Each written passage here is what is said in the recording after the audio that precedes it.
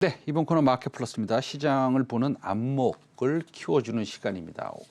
오늘은 중요한 날인 것 같습니다. 바닥을 치고 있는 여행, 레저 업종, 지금 투자해도 괜찮을지, 투자한다면 어떤 기업에 먼저 우리가 조금 신경을 써서 더 공부를 해봐야 될지, 오늘 안진아 이베스트투자증권 연구위원과 한번 짚어보도록 하겠습니다. 안녕하십니까? 네, 안녕하세요. 네. 자, 지금 정부에서는 11월 초 집단 면역을 추진하고 있는데, 뭐 뉴스 보니까 뭐 그렇게 될까? 뭐 이렇게 의심하는 뉴스들 좀 있습니다. 네. 예. 그럼 여행 레저 업종이 수혜를 좀 볼 수 있으면 좋겠는데, 일단은 뭐 이거 질문이 좀 어렵지만 집단 면역을 추진하고 있고 우리가 백신을 많이 맞을 수 있고 2차까지 또 접종을 할 수 있고 뭐 이렇게 스케줄대로 잘 갈 거라고 보시는 겁니까?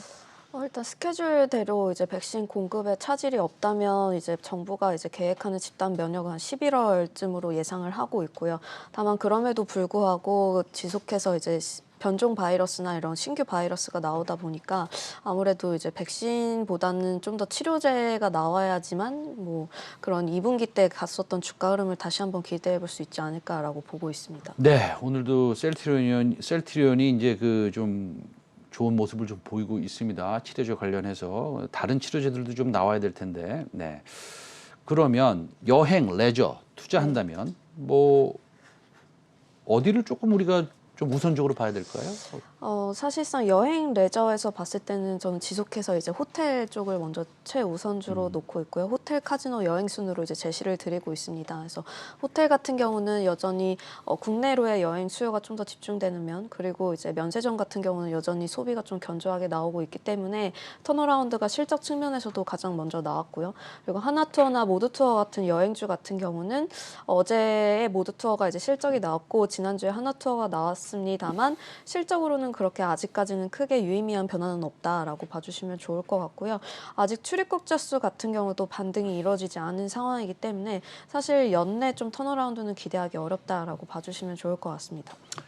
우리가 단기적으로 우리가 좀 주가를 신경을 좀 쓴다면 하나투어 같은 거는 제가 이제 며칠 전에 이렇게 보니까 공매도가 엄청나더라고요.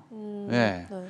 이 공매도가 엄청난데 하나투어 개인들이 좀 피해도 되지 않겠습니까? 네? 어떻게 생각하세요? 피해요? 놀라지 마시고요. 개인들의 이제 투자 판단에 따라서 다른 것 같습니다만 아무래도 좀 일단 이제 비용적인 측면에서 보자면 일회성 비용이라든지 1분기 때 희망퇴직과 같은 이런 좀 인적 자원에서 이제 들어갈 수 있을 만한 비용은 많이 감축을 한 상황이고요. 그래서 국내 자회사나 이런 해외 자회사들도 모두 좀 청산 중에 있습니다. 그렇기 때문에 좀 실적적으로나 이제 숫자적으로 봤을 때는 이미 저점을 형성했기 때문에 좀 올라갈 일밖에 남지 않았다라고 보고 있고요. 다만 그 시점의 지연이 연초에는 한 3분기 말에서 4분기 정도 예상을 했습니다만 다시 좀 코로나가 재차 심화되면서 빨라야 4분기 아니면 내년 정도 가야 좀 출입국자 수 반등과 함께 실적도 턴어라운드가 가셔야 되지 않을까라고 보고 있습니다.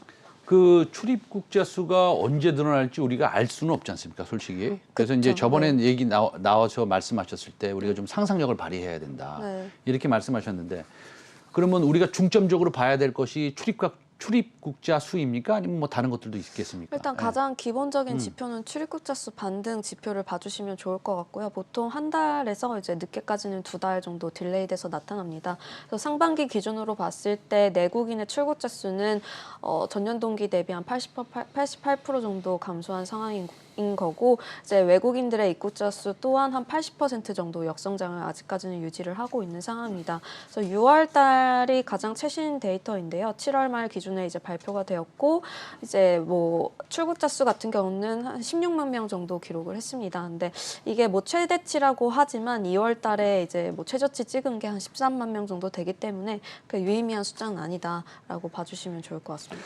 그러니까 우리가 한 3개월 전으로 돌아가면 사실은 델타 바이러스 변이가 없을 때는 사실 하나투어, 뭐 노랑풍선, 물론 뭐 이런 특별한 이슈는 좀 있었죠. M&A 같은 이슈는 좀 있었지만 하나투어, 모두투어 굉장히 좋은 모습 보이지 않았습니까? 그러다가 이제 델타 변이가 나오고 나서 좀 조정을 받았는데, 그러니까 지금 우리 안진아 연구원께서는 다시 한번 그런 모습을 보여줄 수 있겠다. 뭐 이렇게 생각하시는 거네요, 그렇죠?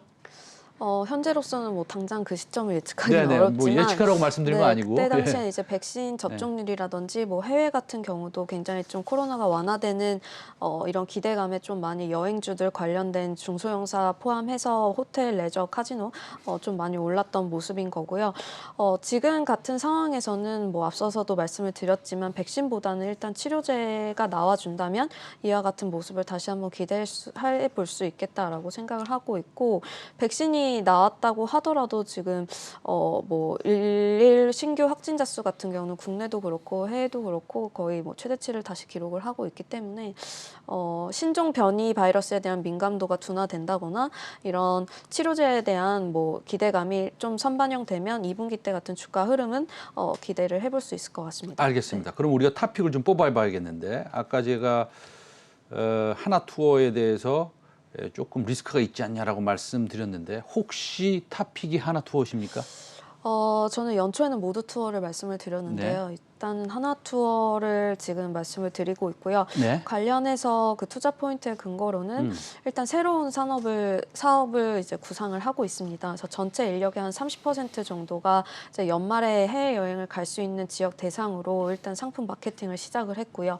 일단 10월 달에는 코로나 이후에 이제 변화될 이런 여행 수요에 좀 대응하기 위해서 B2C의 온라인 채널을 좀 런칭을 하게 됩니다. 그래서 실질적인 해외 수요에 좀 더 선두에 있는 좀 젊은 타겟층을 수요를 뭐 맞춤한 온라인 채널, OTA 채널을 이제 런칭을 하게 됩니다. 그렇게 되면 여전히 뭐 모두 투어도 그렇고 하나 투어도 그렇고 코로나 이후에 이런 잠재된 수요를 이제 소화를 시킬 수 있는 대형 여행사로 이연 수요가 집중이 될 텐데 그때 이제 누가 이 이연 수요를 더 끌어와서 마켓 시어를 점유를 하느냐라고 생각을 해보면 아직까지는 하나 투어가 좀 더 유력해 보이지 않나라고 보고 있습니다.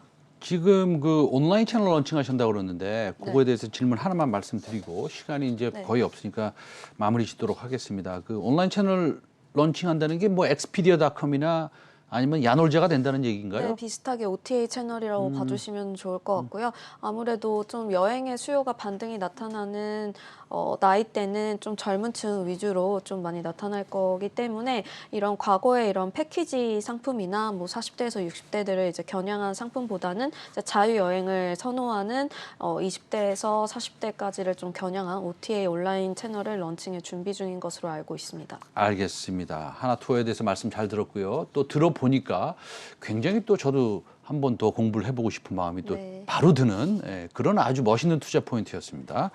지금까지 안진아 이베스트 투자증권 연구위원과 함께했습니다. 오늘 말씀 잘 들었습니다. 감사합니다. 예.